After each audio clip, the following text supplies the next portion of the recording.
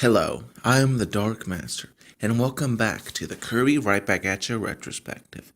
This time, we'll be covering the 5th episode, Beware of Wispy Woods, or as it's called in the Japanese original, Angry Wispy Woods.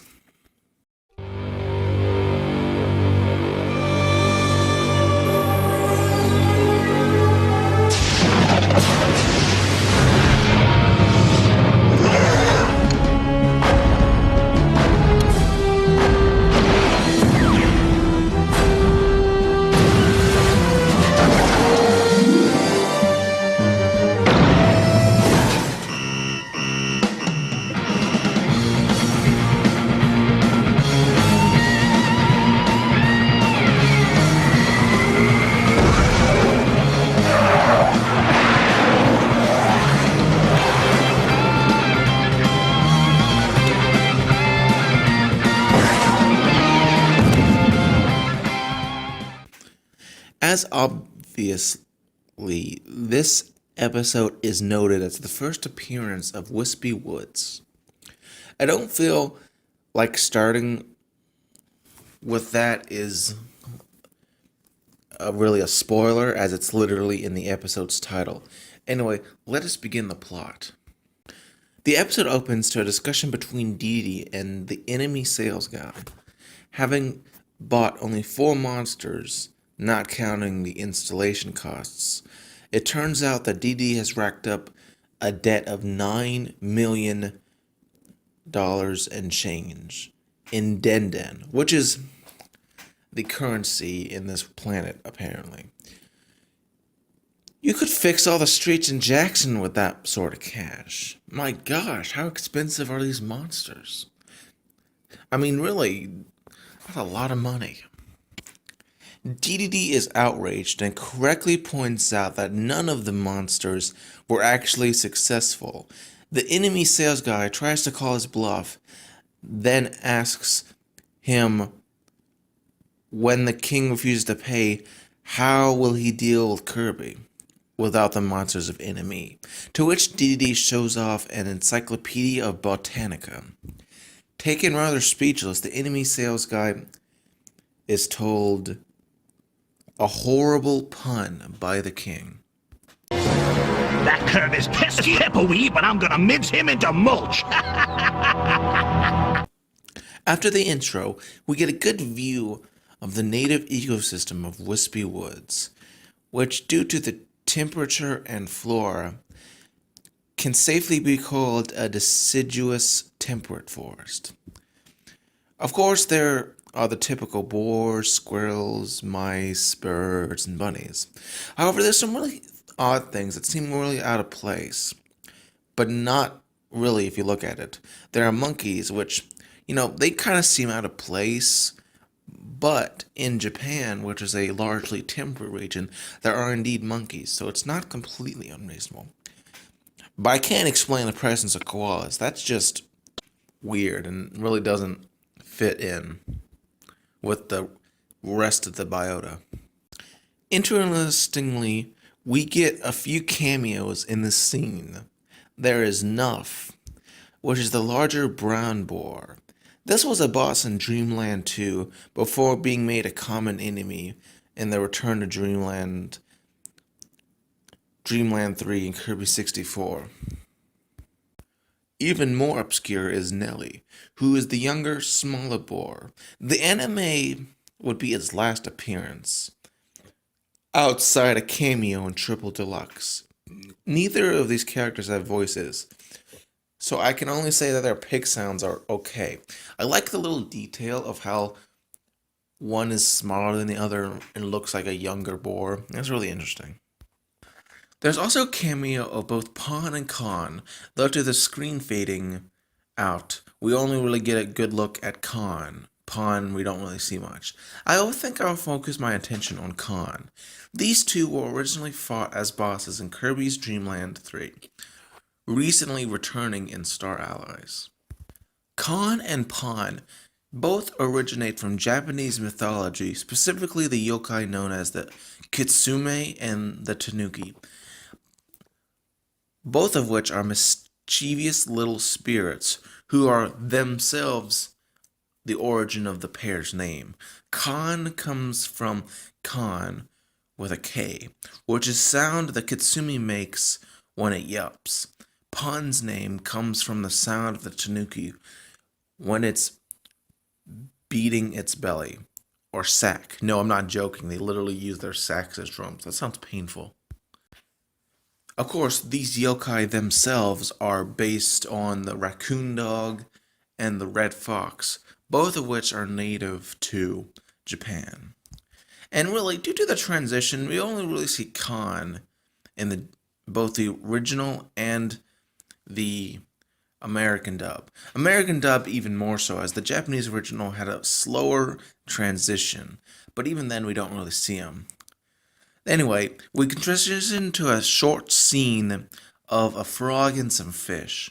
Environmentalism is a deep theme in this episode, but unfortunately I think the English dub kind of neuters that message. It really doesn't do that topic as much as the Japanese did. Our planet's ecosystem is a marvel of symbiotic relationships among all living things, large and small. Wow, isn't that amazing, Kirby?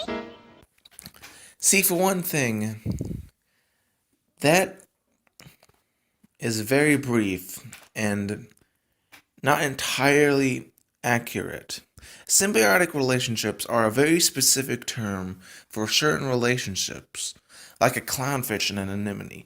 They're not really applicable to a wider ecosystem. For example, a predator is not symbiotic with a prey. Also, there's a lot more depth to the ecosystem as well. The Japanese version does the dialogue longer and overall is more in depth. It also has more room. Really, the English version is just overall inferior and too short for my liking. Tiff, having been utterly blinded by a good book, which, hey, I understand, notices Kirby has wandered off. Concerned, Tuff awakens and says Kirby probably wandered off somewhere. In the Japanese version, though, he's way more of a bad sibling and says that Tiff's put him into a sleep, despite asking her to read the book. I mean, look at this. At least the English dub makes him more genuine in falling asleep. Tiff decides to put her book only to awaken the horrible bird Takori. He was having a nap in her knapsack. She asks him where Kirby is, only for him to answer with this unfunny pun. Takori, where's Kirby? Just 'cause I'm a bird don't mean I gotta watch that kid like a hawk. Gosh, that is horrid. Tiff calls for Kirby to no avail and goes searching for him, alongside Tuff and Takori. She then politely asks Takori to go up and search for the pink puffball. He flies up and after a few seconds of looking gives up.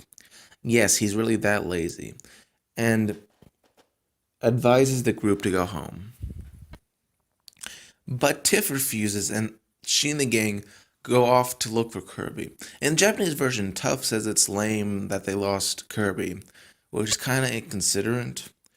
Oh, and as they go look, the camera pins across a small band of trees to Kirby standing on a rock. This just illustrates that the Takori really didn't even try at all. I mean, look, he's right over there. If you just looked a little harder, you would have seen him. As I said, Takori is a lazy, horrible bird. Kirby doesn't seem so bothered and notices an apple. Then he goes to gobble it up. Then another. Then a whole trail of apples. Rather suspect, but there's not really a good explanation of it. He then bumps into the Australian Rick, where he steals one apple. This annoys the Australian hamster, but Kirby ignores him and then enters the forest, following the apple trail, and passes by Melman. Tiff and Tuff see Kirby and enter the forest after him, despite Rick attempting to warn them. He sighs and sees Melman and goes to ask him what he's doing out here, as he rarely apparently comes there. They both have a short discussion where Rick says the mail is probably Dunk, as it's, from Dedede, and asks whether he ever looks at the mail he delivers, to which Mailman answers, Once in a while. That would violate the mailman oath. That's just the kind of thing honest mailmen try to stamp out. Not only that, it's a federal crime. But good on you, Mailman. You're an honest cameo, and you work hard. And you serve an important role, we'll see later. Then we cut to the two calling for Kirby. As they go deeper and deeper into Wispy Woods forest, they end up in an odd clearing with a large central apple tree. Tuff wonders if perhaps Kirby got full and turned home. Tiff dismisses this, but then they have a short talk about how exactly Kirby can eat so much. Tiff believes the food must be in some sort of pocket dimension, an idea actually used in the game series after this anime was released. Tiff notices it's getting late and decides it would be a good idea to go home and get some help from Chief Bookums, but then all three of them offer alternative paths on how to get home. Tiff then realizes they have gotten lost, and the group has another realization that they are in Wispy Woods forest, which Know where I think we are? We're lost in Wispy Woods! Dokori then has a flashback to where he relates on what Ku warned him about. I've stated my issue with the flashbacks and the lack of visual cues on them. And this is probably one of the lesser flashbacks. I mean, really, Dokori just explains why he's so scared, but not much else. I mean, at least it's a nice cameo from Ku, but, it's not really that important. He was an idiot slash brash bird, but we already knew that. The Japanese version has Ku claim that even the native animals are large, which I don't buy. If you're native to the woods, it's highly unlikely that you would get lost as easy as if you're not from there. Dokori is stricken like a chicken before the two siblings tell him to snap out of it and find a way home. Now, if he was smart, he would fly up, go in a straight line. If he finds a way out, then he would fly back. And at that point, they would go in that straight direction, and he would fly up every so often to make sure they're going along the right way. But that's not what happens. We'll see in a little bit. And my God, does it get dark quickly. I mean, it was just sunset, and now it's already getting dark. Must be like winter or something.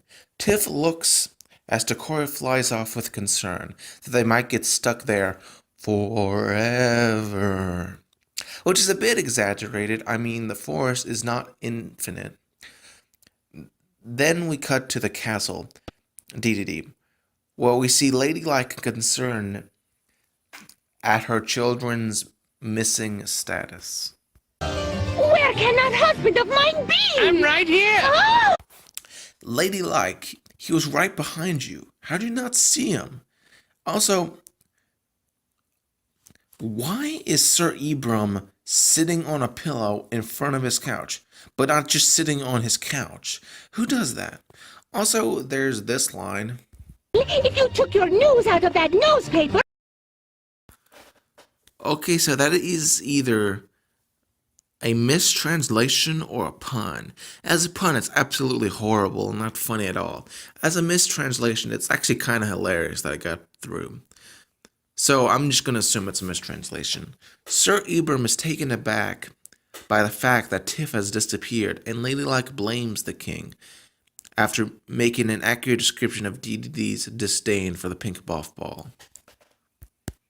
This conversation is cut short by the sudden arrival of the king and Escargoon, who walk in like an annoying landlord, though technically since it's his castle he has the right to do so, The king claims he just wanted to say hello.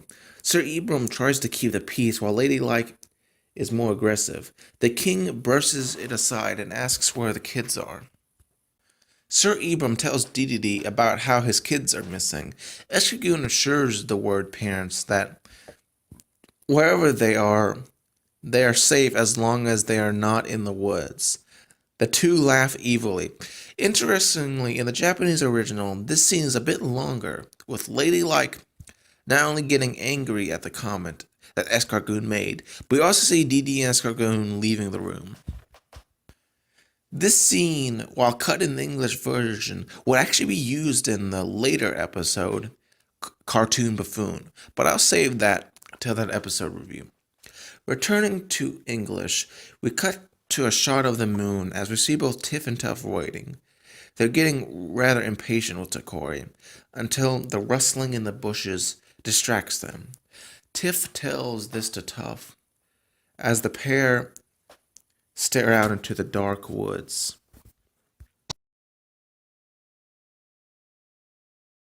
The sound gets closer and more terrifying as the pair prepare for an attack, with Tuff grabbing a stick and pelting the monster, who turns out to be Kirby.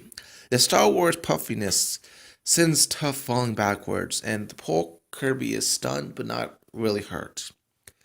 Also, Tiff,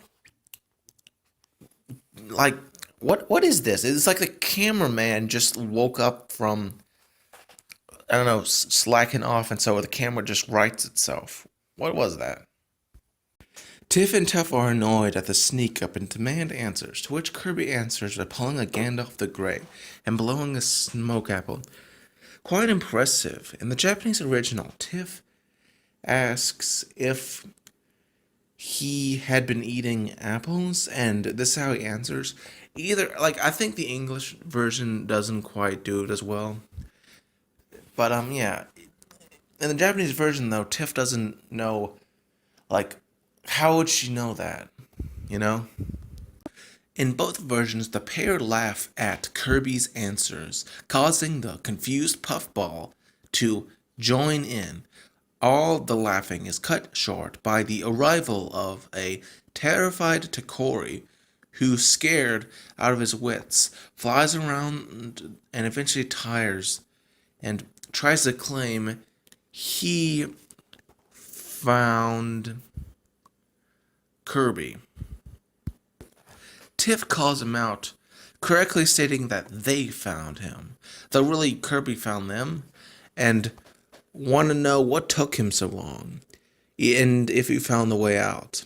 Tokori says that yes, he found his way out, but when he returned, he went through the forest and got lost. If he had just done the plan that I had suggested and fly up there and fly back, this wouldn't have been an issue. And it's just really weird. He should have used his flying to his advantage. Really, really bad. Apparently, also, the trees look identical, which is quite interesting and unnatural. Tuff suggests Tokori try again, but Tokori refuses. She then pulls out a camping gear and says they're camping out due to how late it is. Tuff in the Japanese version is unusually happy to burn, which will come back to bite him. Tiff makes a campfire and the four sit around it. In the Japanese version, Tuff wishes they could barbecue something, to which Kirby points at Tokori and playfully says barbecue. Kirby can be really creepy sometimes. In the American dub, Kirby just says Pollo and Tokori's freaked out and doesn't make quite as much sense. Then again, this is Tokori, so I think eating him would improve the series overall. However, all is not well, as the fire causes some of the central tree's leaves to burn. Exactly how, I have no idea. Wouldn't it need to be closer? Wouldn't it need to touch the leaves? Seriously, either Wispy Woods was already kind of unhealthy from dry leaves, or I don't know, this is really weird. Shouldn't he just catch on fire entirely? Anyway, A deep, mysterious voice tells the gang to put out the darn fire. They look around and not seeing anyone, but then notice a root emerging from the ground. The tree roots capture the group. Takori, the coward, tries to fly away and leave the group, but is stopped by a bump to the head. In the Japanese version, he curses, but this is changed in the dub for obvious reasons. The four then turn to see their captor, him being Wispy Woods, voiced by Don Green, who also voiced the enemy sales guy. I think he does a decent job here, though we don't see him nearly as much as the sales guy, so he isn't left as much time to develop and leave an impact, as often as the sales guy.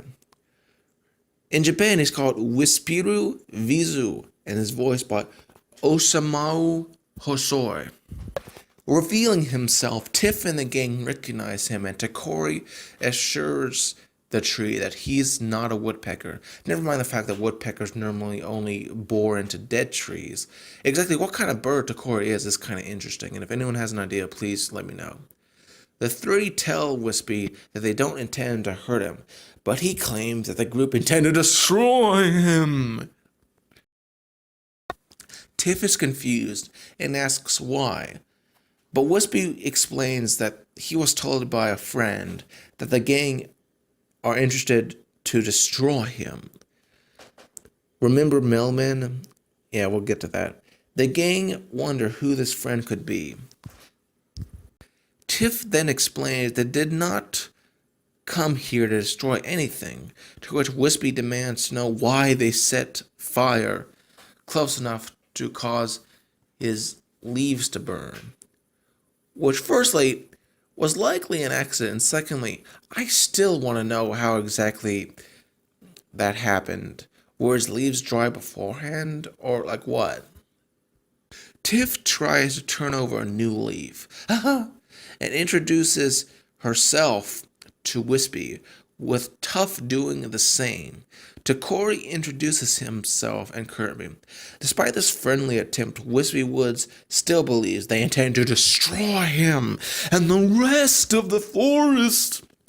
Tiff bleeds, trying to say it's not true, but Wispy Woods is still angry over the darn burned leaves and says that many trees have perished from fires like the one the gang made.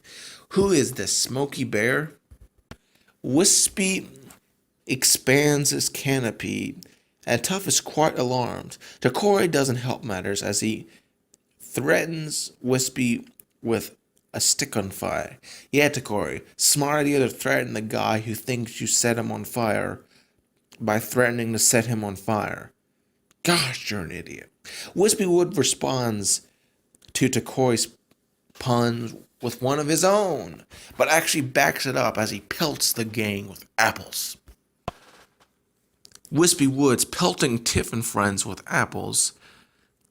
Hundreds and hundreds of apples. Seriously, look how many apples there are. The siblings ask Kirby to suck the apples up, and considering how much he normally does, this shouldn't be much of an issue, but I guess a combination of Wispy Woods' attack angle and suddenness, Kirby can't quite get a good chance to inhale before the Woods apples stop up his mouth. My gosh, that's impressive. In the end, Wispy's final apple falls, and the four end up smothered by hundreds of apples that also put out the fire. That is a lot of apples, man. Tiff tries to reach Kirby, but they silence themselves when they hear a vehicle arriving. It turns out to be Dedede, who laughs and explains his plan, which kinda doesn't make any sense in either the Japanese original or in the English dub. And indeed, the Japanese version actually kind of messes up the English version's attempt to improve. Let me explain. But first, here's a clip of him explaining it. Oh, don't you get it yet, Woodman? The one we're really after is you! At first, we tried tracking you down ourselves, but we never had any luck finding you. But we knew if we just sent you a letter, we could just follow Millman the mailman and he'd lead us right to you. The letter tricked you. Now get ready to have your trunk taken. In the Japanese original, Dedede explains that no one knows where Wispy Woods is except Millman, but then say they found Wispy by laying down a trail of apples to Wispy so that Kirby could follow them and they could follow Kirby to Wispy. You see how this is nonsense, right? I mean, if you could make a trail of apples directly to Wispy, why would you need to follow Kirby to find Wispy? Like you clearly already know where Wispy is. I mean, he set a trail of apples down. Ugh. Now, the stupid idea does explain the trail of apples in the beginning, but surely that wasn't needed. Apples are everywhere. I should know. I've been to an apple farm. And maybe this was a plan to, like, incapacitate Wispy, as without the apples or roots, he's just a normal tree. But again, in the Japanese original, this is shown as a secondary goal, and the primary one was to find Wispy, which wouldn't be needed if you could set up a trail of apples to lead to Wispy. Like, what is this? The English version tries to fix this by having Dedede say that they just followed Millman, but it still has the whole putting a trail of apples line in, so it kind of makes Dedede look like a moron, and it makes it seem like he contradicted his plans, like he has two separate plans. Honestly, I kind of wish that that line had been left out of the English version or slightly changed. Both versions are kind of bad, and this is a weak point in the episode, no matter the version.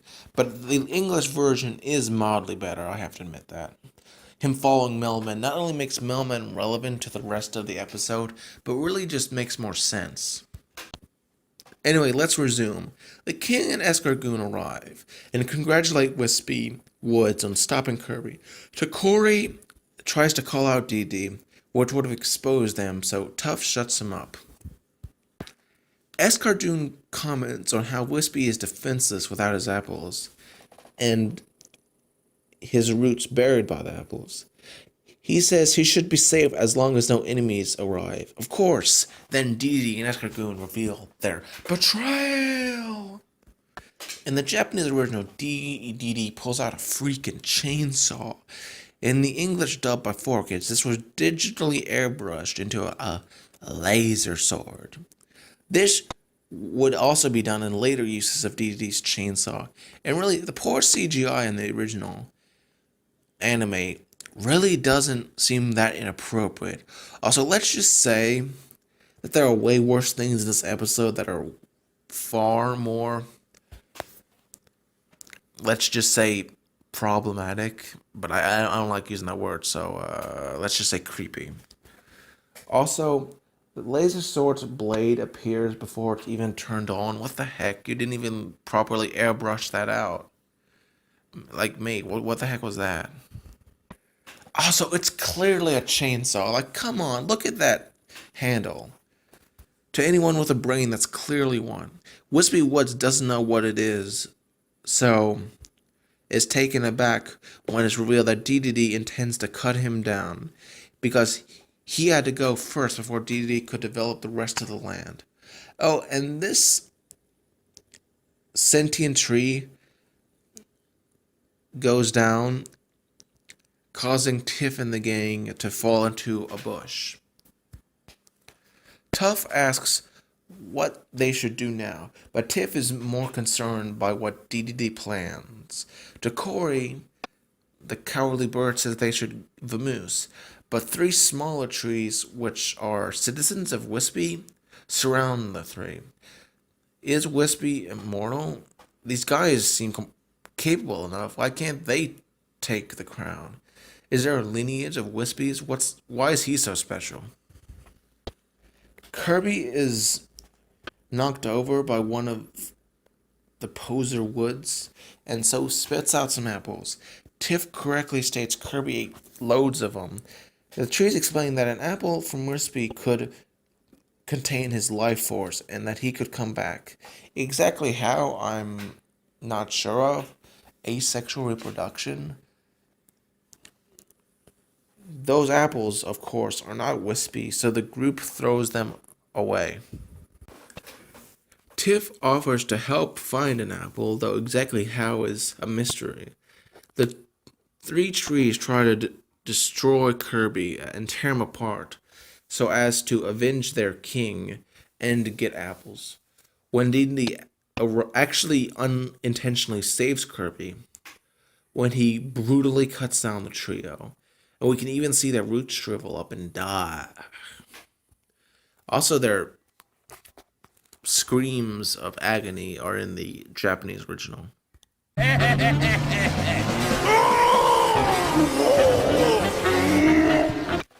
Unintentionally saving or not, Dedede picks up Kirby, Tiff, Tuff, and Tokori and puts it in the trunk of his tank. Oh, here in the Japanese original, there's a short scene of Ladylike and Sir Ibram discussing how Tiff was found. Admittedly, this scene seems kind of redundant as it wasn't really needed, but I still think it was good because it gave some closure to the words of the parents.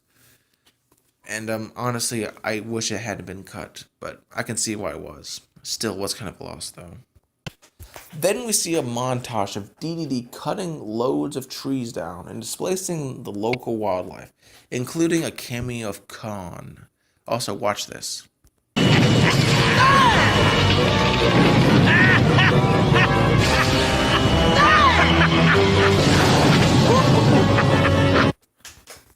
I love how a chainsaw was deemed inappropriate by 4Kids, but having the king cut down talking trees who scream in agony, all the while having Dedede laugh like a maniac is, not going to leave any mental scars.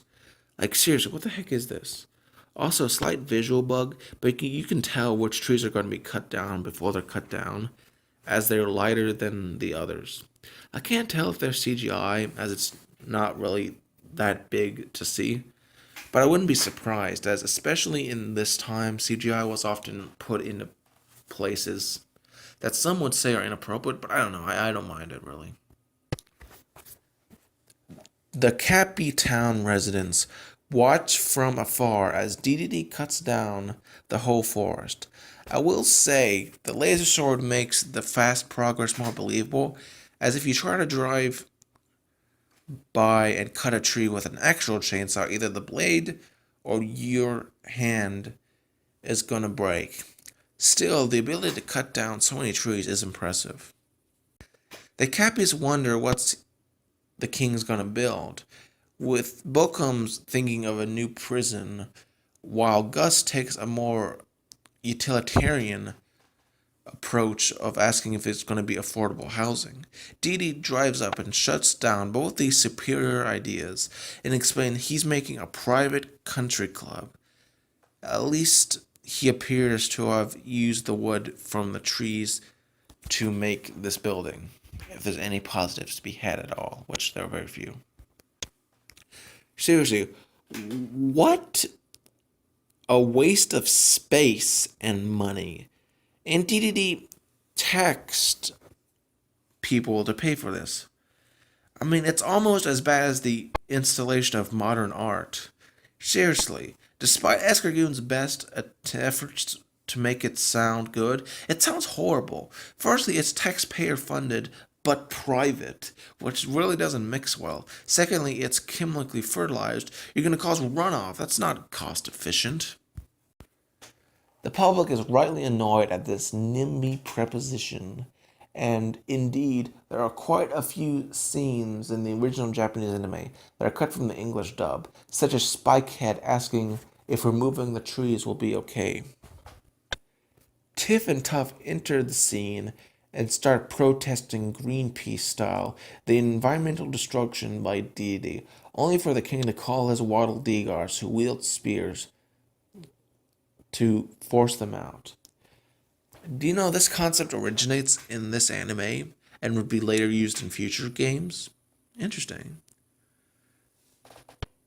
The king is, of course, warned by Tiff about the environmental consequences, but he shrugs it off. The English dub has Dedede speak more gently of Kirby's demise, but man, it's still morbid. What did you do with Wispy? He's at peace. We shoved him through the chipper and sprinkled him round the shrubbery.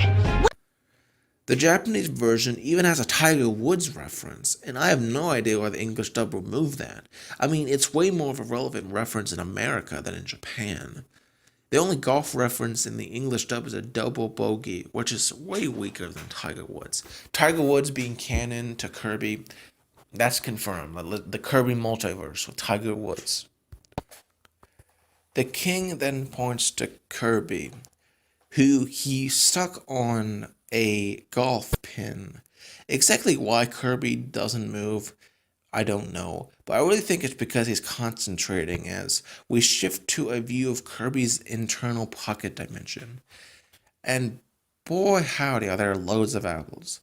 In addition to a personification of Kirby, kind of like your inner person in a dream. I kind of think this was wasted though, as it would have been cool to see like maybe Bugsy's sword, maybe a few octagons somewhere.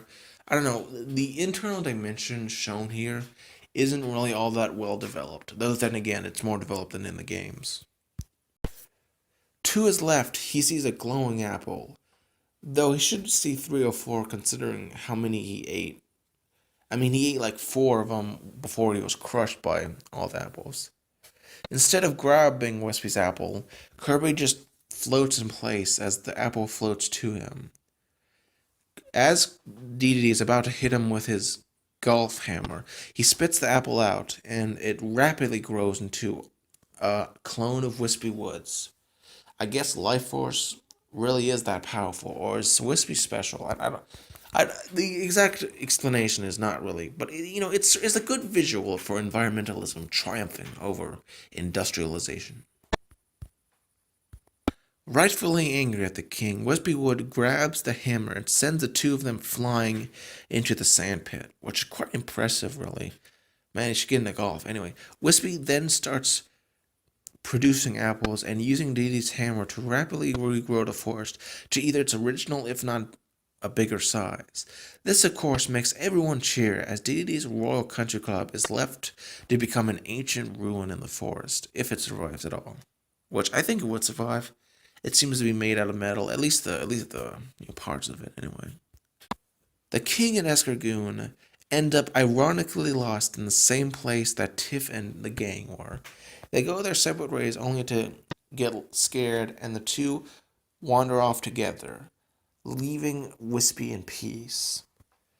The episode ends with Kirby and the gang enjoying apples. And, it's funny.